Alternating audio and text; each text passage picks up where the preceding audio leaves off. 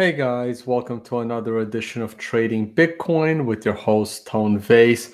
I'm gonna have the mic a little bit further away from me. Maybe I should even have it like slide my camera over here. Like try to get it out of the picture. Hope the audio is good. This way the mic's not in my face. And just got home. Actually went out. How about that?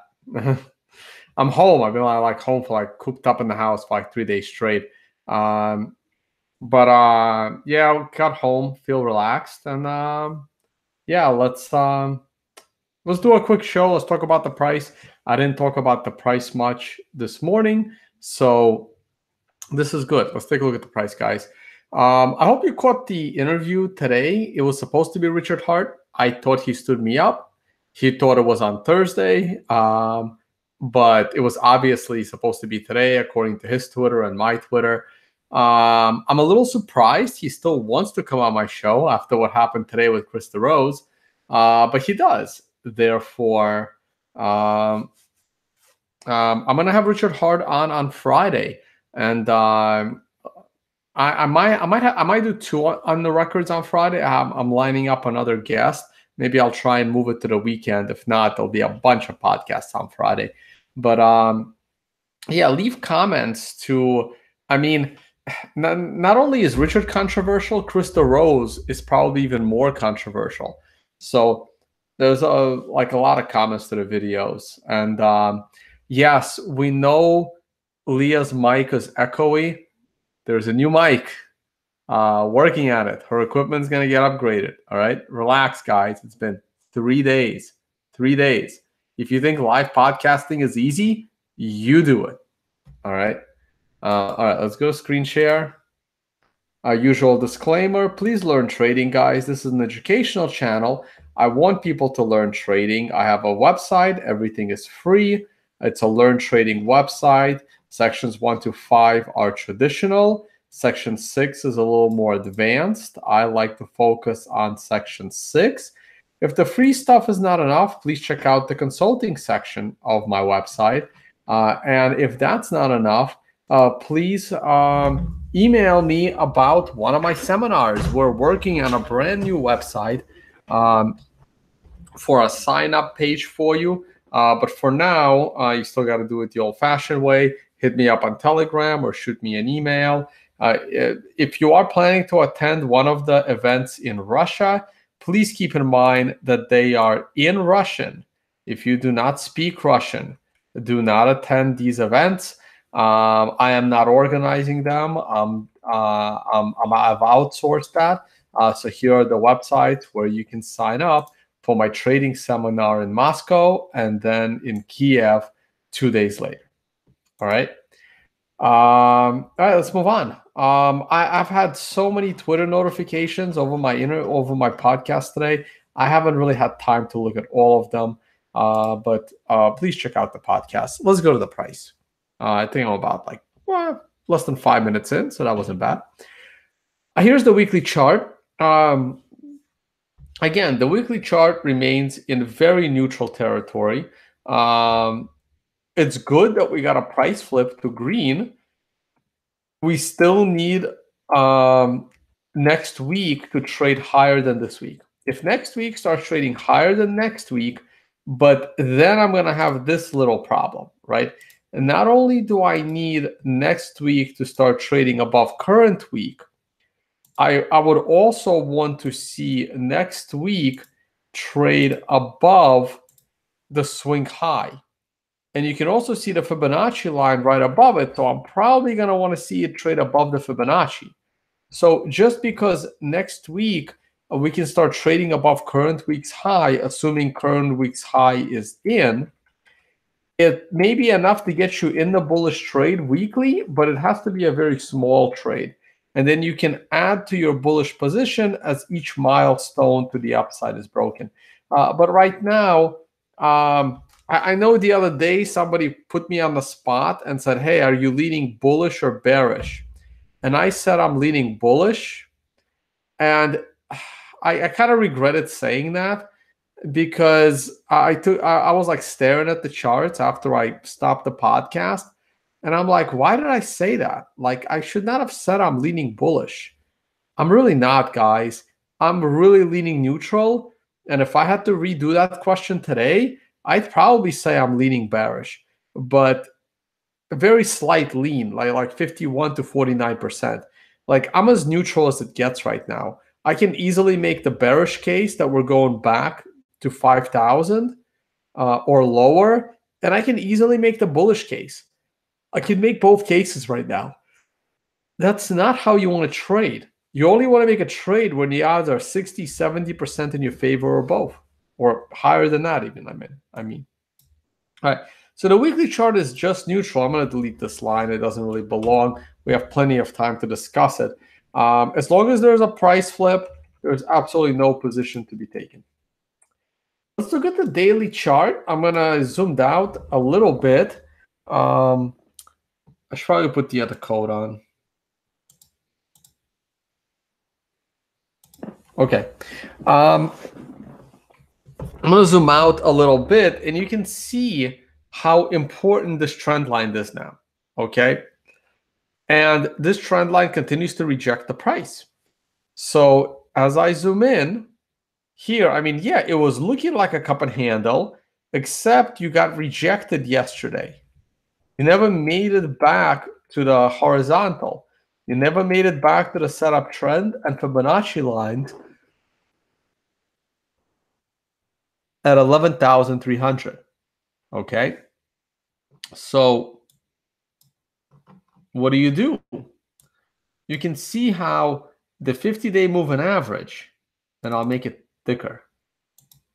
The 50-day moving average continues to reject the price of Bitcoin. You had 1, 2, 3, 4, and now 5 candles touching the 50-day moving average. And I consider this candle a touch. So February 20th, February 21st, and then February 27th, 28th, and the current candle for March 1st. All of these are pretty much touching the 50-day moving average. And none of them have been able to close above the 50-day moving average. So you continue to be rejected. If you can close above the 50-day moving average, you then have another resistance level of the trend line. You then have the 128-day. You then have the setup trend. You then have the Fibonacci. That's 1, 2, 3, 4, 5 levels of resistance. And until you break all of them, Bitcoin cannot be bullish. Now, you can try taking on bullish positions with each break of the moving average, but you have to make them small. And your stop loss is the swing low at 9,270. So that's your trade. Like, to be honest, I wouldn't trade right now. I would wait for the odds to be in my favor. So what does that mean for odds to be in my favor? If Bitcoin is coming back down to below 9,500, it becomes a short. It's definitely going to go way lower.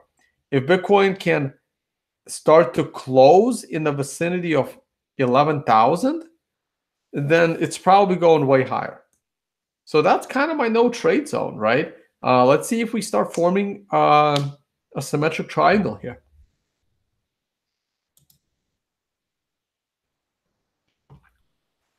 All right, what is this? It's the 4-hour chart, okay? So the 4-hour chart is now kind of being supported by the 54-hour period moving average. And I'm not sure what this is. Let's delete that. You had a 9, giving you a caution sign to sell. You did go higher. You did have a 2 trade above the 1, and then you got immediately rejected, right? Every price flip is a cash position. And then 2 did not trade below 3. Sorry, 2 did not trade below 1. 3 did not trade below 2. About 10 hours ago, 4 traded below a 3. But would I have taken on the short trade? Probably not. Way too much going on here. And again, I'd wait. If the 4 hour can get us to a 9, we're now on a 6 of 9. There could be a little bit of a reversal. All right, next. And the 1 hour chart's useless. All right, so that's about it. Let me take a look at how the yields did. Once again, I got to refresh my chart because my 9 keeps disappearing. And it's now gone permanently. What the hell? What's going on here? Come on, it's got to be the data changing. My code isn't changing. The data's changing. I don't know. There was a 9 here. I don't know what happened to it. I'm still expecting a pullback in the yield. And the S&P is doing what I expected it to do. I'm expecting a drop here, guys. I'm expecting a secondary low. I'm expecting the S&P to come down to around 2,600, make a secondary low, and then go to new highs. I got to do a bunch of work for the traditional markets, and I can bring you that video. Gold is middle, gold's just steady. All right. So I got, Corey, what do we got for questions?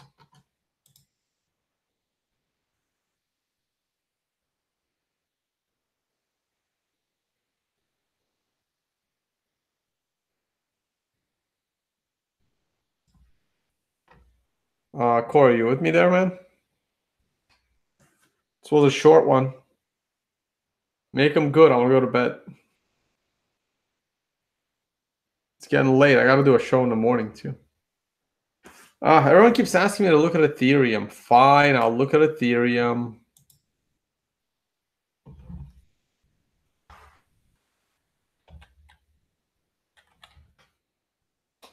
All right, what do we got here? We got Ethereum weekly. We got Ethereum daily.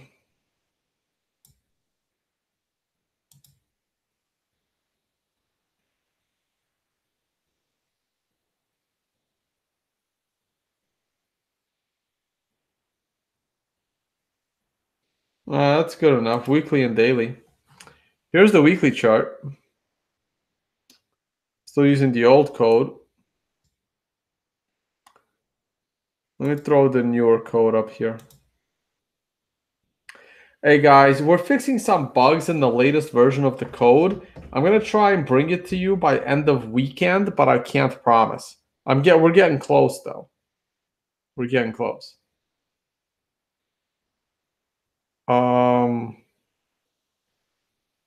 Which one is it? I think it's this one. Is it that one?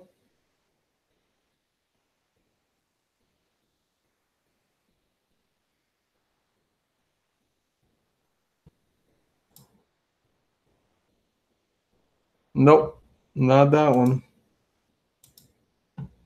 Is it this one?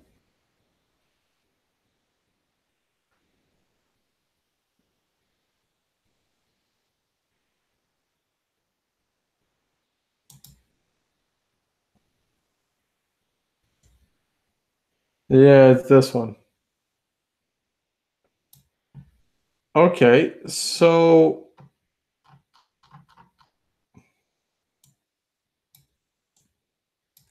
it's Ethereum weekly. I like the fact that the all-time high in Ethereum was identified with a 9 on a weekly chart. Well, one day off, close enough for me.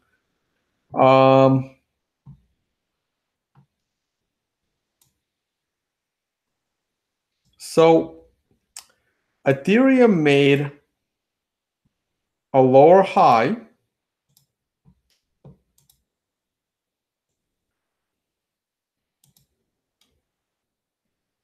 So Ethereum made a lower high. And you can see how your RSI also made a lower high. And your MACD also made a lower high. So that's consistent. Weekly chart, by the way. And you're now going down. You are back at your Fibonacci lines, though I will say, considering how high it went up, I would actually move the Fibonacci line to here.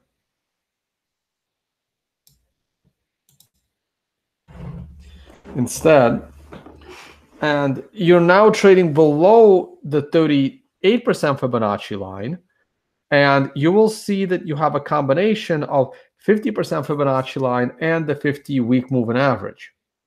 So I would look for Ethereum to at least come down to 0.073. And if it breaks below that, then you're probably going all the way down to 0.06. And if it breaks below that, you're probably going back to the bottom. So Ethereum bottomed in December, unlike Bitcoin, which bottomed in February. Did it bottom in February? I think so. When did we bottom? February 3rd or something? February 6th.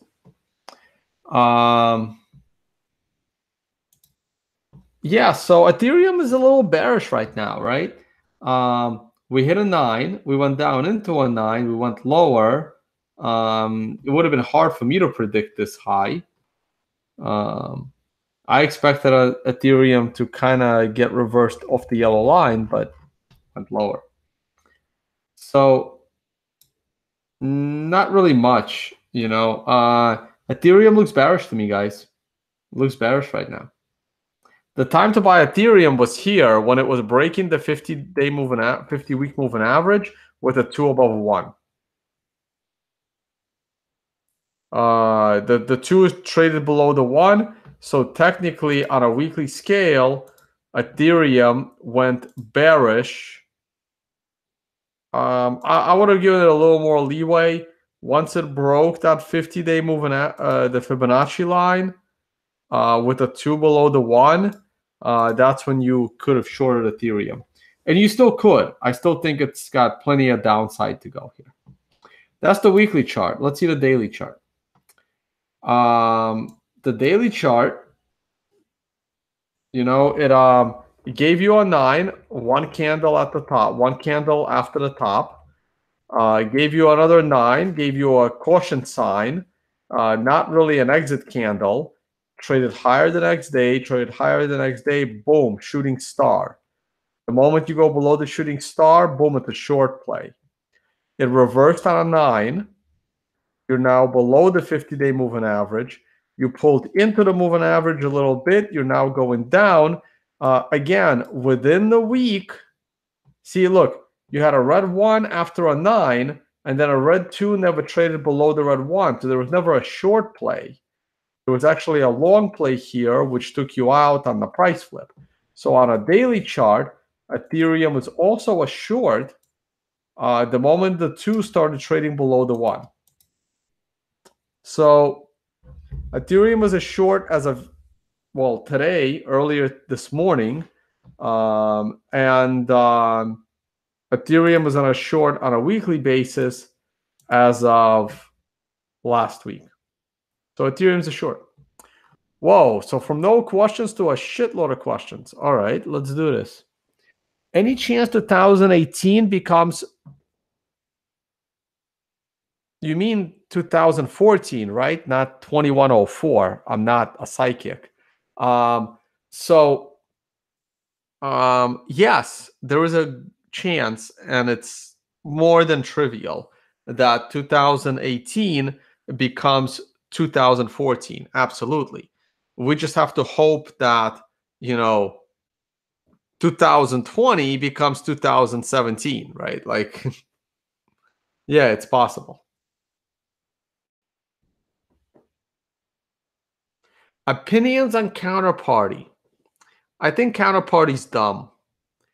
It's not it's probably not a scam, but I think Counterparty is dumb and maybe 20 years ahead of its time. You know, I gotta get a better expert to talk about Counterparty. I don't really care for it. I think it's useless.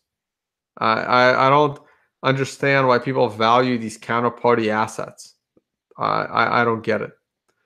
All right, next. Why does charging a token for your platform making it a scam? Because you're creating your own money, and you're not supposed to create your own money, because then every single one of us would have our own money. If you're not creating your own money, then you're creating an unlicensed, unregistered security, which is also not good. You're also forcing people to use your money to use your product, which makes zero economic sense.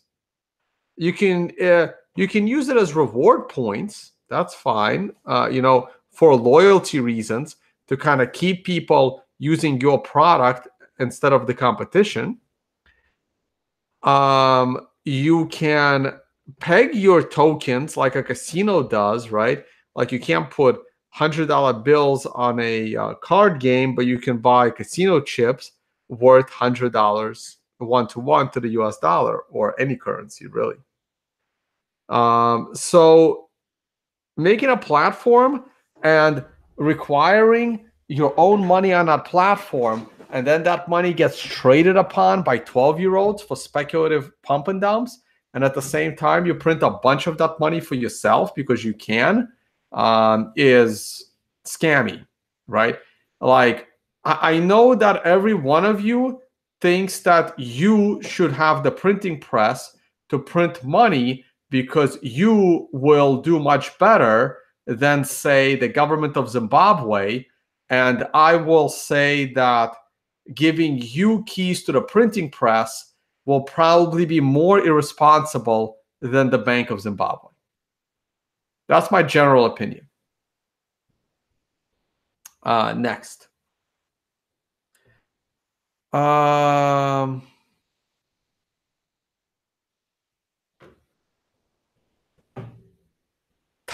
Taylor asks, can you ask Tone to take a look at something I never heard of or something else I never heard of? So the answer is no. Next.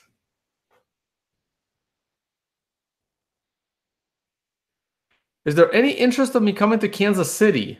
Not really. No offense, but this is the first time Kansas City has ever been mentioned.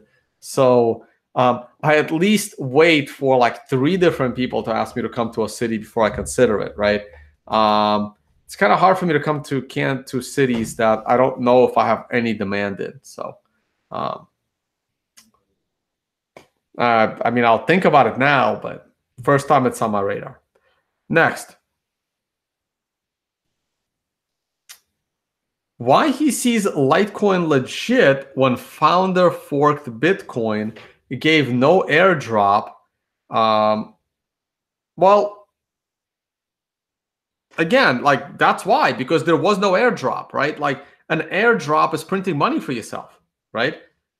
If you do an airdrop, you're probably a scammer. Or like airdrops generally go to specific people and their friends, right? Like, for example, an airdrop of Bitcoin kind of goes to old school Bitcoiners. I used to think that it's like the fairest way to do a coin, but it's really not. Litecoin did a pretty fair and legit Genesis block where anyone could have mined even the Genesis block, right? So it was a pretty fair launch. It was the launch was known to everyone for a while. I mean, I still think Litecoin is useless, but I don't think it's a scam.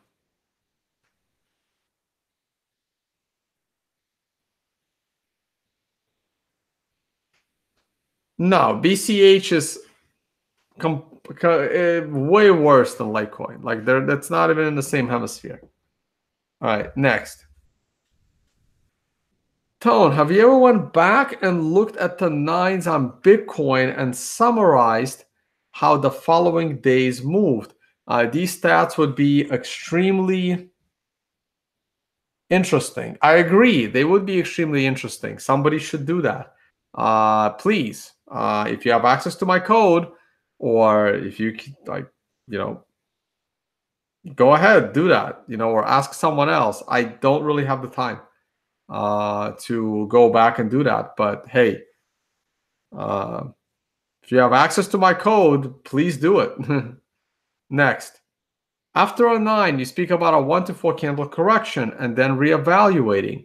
What if during the 1 to 4 candle correction, you have a green/red 2 trading above the low, the green-red 1? Well, you can re-enter the trade, right? Like here. You had a 9, so I'm expecting a 1 to 4 candle correction, but you can see how there was no correction. But you had another red 1, and then a red 2 never traded below the red 1. Red 3 never traded below the red 2, and then you had a color flip. So there was no trade entry anywhere here, okay? Let's look at this 9, right? So this 9, again, I'm expecting a 1 to 4 candle correction and reevaluate, but you can see how big the 9 drop was. So you can probably not only take profit off of this 9, you can go short and you can profit from the 1 to 4 candle correction. You can see the 1 candle remained the same color as the move. The following candle flipped color. And this is candle number 3. Candle number 3 is a red 2 trading below a red 1. Now you're expecting a 1 to 4 candle correction, and you are already on candle 3. Now you can still risk going short here. And you probably, it's not a bad trade because you know that you have at least 1 or 2 more candles before you have to reevaluate. And upon your reevaluation, your candle number 5 after the 9 is giving you a lower low. So now you're like, okay, I'm staying with the short trade, and this price flip could take you out. Or you can hang in there into a 9 in the opposite direction before taking your profit. You could have also re-entered with the red 2 trading below the red 1 back to the short trade, and your stop loss would have been the swing high. I know the audio people are probably have no idea what I'm talking about right now. And then you go lower. Sorry, audio guys. All right, next. Tone, does it make sense to treat cryptos like collectibles instead of gold or currencies, like baseball cards, Topps brand? Well, it doesn't. Okay, so it's irrelevant whether it makes sense or not. The question is, can you prove to a federal judge that Bitcoin should be treated like baseball cards instead of currency or commodity or property or anything else, right? That's where it matters, right? Like, can you prove in a court of law that the best analogy for Bitcoin is a collectible? That is the ultimate dream, right? Like, you want Bitcoin to be treated like baseball cards in the eyes of the law. How you think about it could be anything. You can think of it as like, kryptonite or, unobtainium or, whatever else you dream of, right? I mean, it's really irrelevant what you think Bitcoin is. It kind of only matters what the Supreme Court in the US thinks it is, right?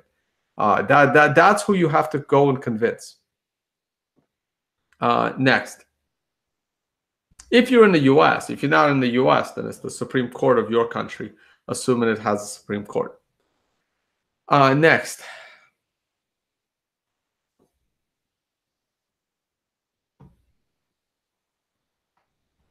Should I date my hairdresser? All right, next. Am I coming to Chicago? I don't really have any plans to come to Chicago. I don't know, maybe in the summer I'll try and swing through. We'll see. What's your opinion about Bitcoin Private? I don't have an opinion about Bitcoin Private. It's another shitty fork.